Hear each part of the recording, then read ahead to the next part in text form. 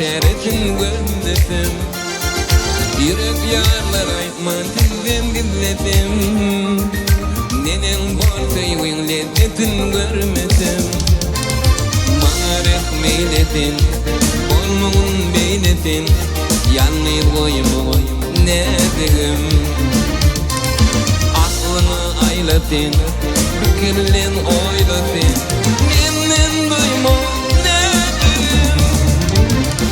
Yalvar ya, boşlaşma ne dedim. Yanımdan taşlaşma ne dedim. Geç güne var unutma yanım. Yanıya kaldım şol yüzüne.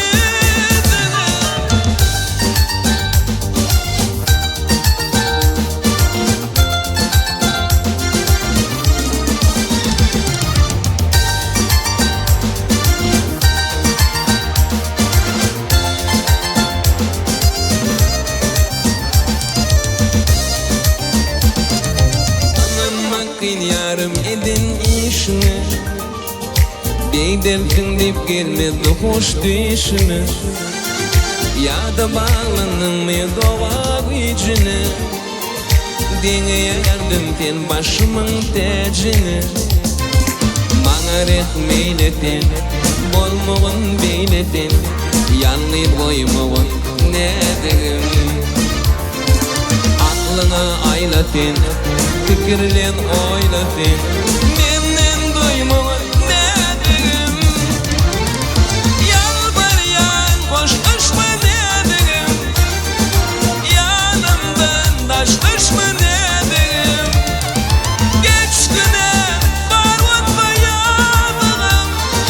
Yanıya kaldım şol yüzüne.